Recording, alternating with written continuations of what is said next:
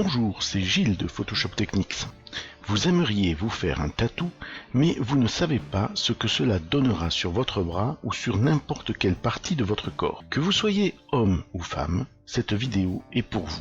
Je vais vous apprendre comment appliquer un tatou sur une photo avec Photoshop de façon professionnelle avec toute la technique pour que cela soit le plus réaliste possible. Mais avant toute chose, toutes ces vidéos me demandent beaucoup de temps. Aussi, pour que cette chaîne puisse perdurer, abonnez-vous et cliquez sur la cloche.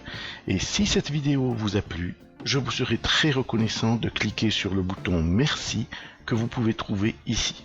Allez, c'est parti, générique.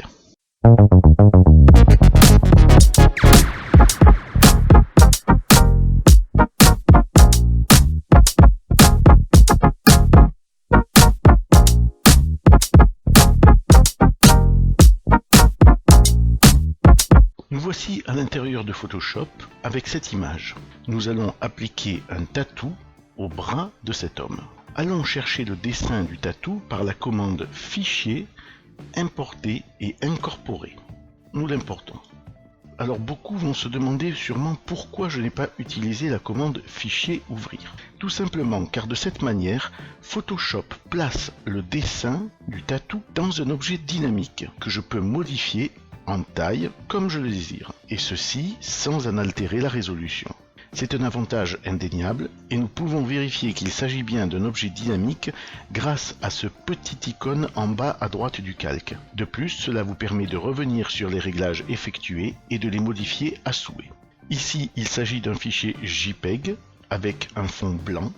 Il est très facile de rendre ce fond blanc transparent sur Photoshop en mettant ce calque en mode de fusion produit. Personnellement, je désire appliquer ce tatou avec une symétrie axe horizontal. Édition, transformation, symétrie axe horizontal. L'étape suivante consiste à transformer le calque et à le placer sur le bras de cet homme.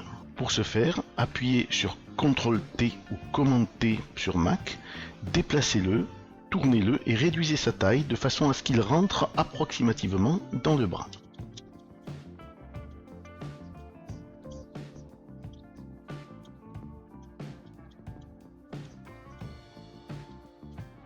À ce stade, ne soyez pas très précis, nous allons l'être plus tard grâce à une autre technique. Le tatou est loin d'être réaliste. Il nous reste encore des techniques à appliquer pour le rendre très réaliste. Si vous zoomez, vous pouvez voir qu'il existe un contour noir. Bien sûr, il existe beaucoup de sortes de tatous, mais de façon générale, souvent ces tatous ont une tendance à tirer un peu vers le vert dans les parties très sombres. Pour appliquer une teinte sur une couleur bien précise, ici sur le noir, il existe un calque de réglage tout trouvé, correction sélective. Ici, correction sélective. Nous voulons appliquer ce réglage uniquement au calque du tatou. Donc, nous écrêtons ce calque à celui du dessous, soit en cliquant droit sur le calque et en choisissant Créer un masque d'écrêtage, soit en cliquant sur Alt ou Option sur Mac, en déplaçant la souris entre les deux calques. Lorsque celle-ci change de forme, on clique. La petite flèche ici montre bien que les modifications du calque de réglage correction sélective ne s'appliqueront qu'au calque du dessous, le calque tatou. Dans les paramètres de ce calque de réglage, nous pouvons dire à Photoshop quelle couleur nous voulons cibler. Ici, les noirs. Pour obtenir une teinte plus verdâtre, nous devons enlever du magenta. Oui, je suis d'accord, pour certains d'entre vous, cela mérite une explication. Et pour cela, nous allons temporairement créer au-dessus un réglage balance des couleurs. Nous voyons dans ce réglage que le rouge est la couleur opposée du cyan, que le bleu est la couleur opposée du jaune et que le vert est la couleur opposée du magenta. Donc logiquement, si nous enlevons du magenta, si nous tirons le magenta vers la gauche, forcément nous aurons plus de vert dans cette teinte.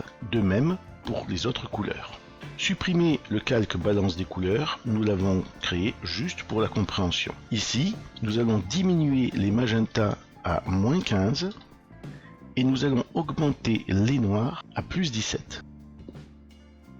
Nous allons diminuer l'opacité du calque tatou à 85% car l'effet est trop important à mes yeux. De plus, le tatou est trop net. Nous allons le corriger par un flou gaussien. D'abord, sélectionnez le calque du tatou, filtre, flou, flou gaussien. 0,7 me semble un bon choix. Nous cliquons sur OK. La prochaine étape consiste à déformer le tatou pour le rendre plus réaliste. Ici, ici et là. Nous allons dans Filtre, Fluidité. Avant toute chose, assurez-vous que vous avez coché Afficher le fond, Utiliser arrière-plan, Mode arrière et opacité aux environs de 33. Avec l'outil de déformation avant, le premier, nous allons pousser le tatou de façon à ce qu'il épouse au mieux la forme du bras. 200, nous poussons.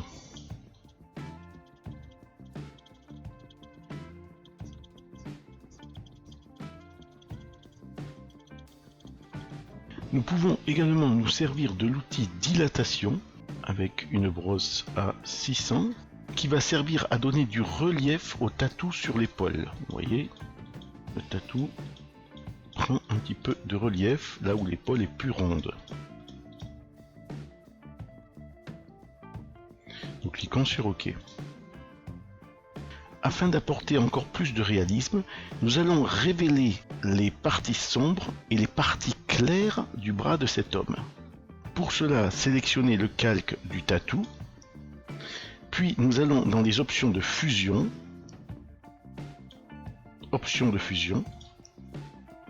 nous allons utiliser l'outil comparaison sur. J'ai fait une vidéo tuto complète sur cet outil.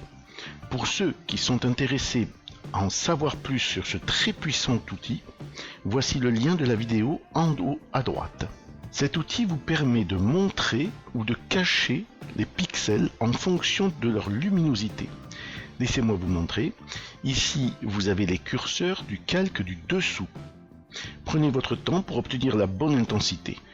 N'oubliez pas également de diviser les curseurs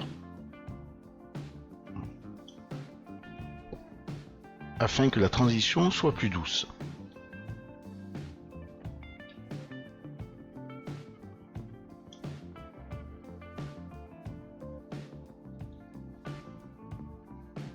Voilà, nous révélons la luminosité de l'épaule, ce qui rend le tatou très réaliste.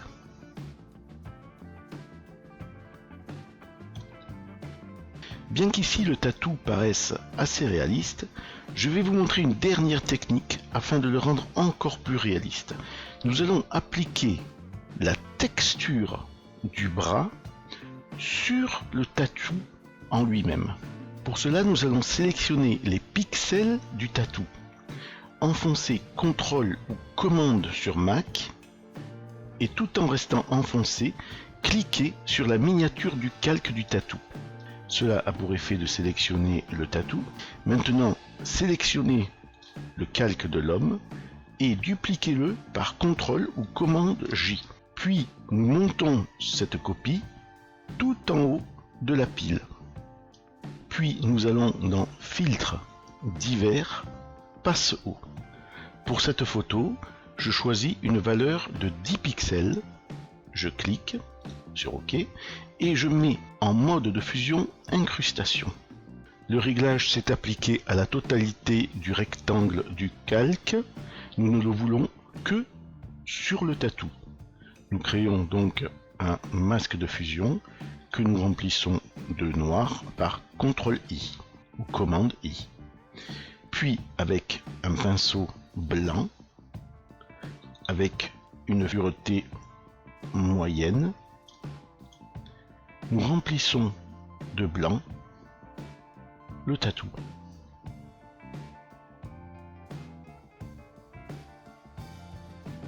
Grossièrement, bien sûr. Dans un dernier élan, rien ne vous empêche de mettre ces 3 calques dans un groupe par CTRL-G, commande G, et de réduire éventuellement leur opacité, ici 85% si vous trouvez que le tatou est trop présent. Cela bien sûr dépendra du dessin choisi au départ. Avant, après. Avant, après. C'est magique, ne trouvez-vous pas? Voilà, ce tuto est à présent terminé, j'espère qu'il vous aura plu. Si vous avez des questions ou des commentaires, n'hésitez pas à me les écrire. Il me reste à vous dire à très bientôt pour de nouvelles aventures artistiques. Salut!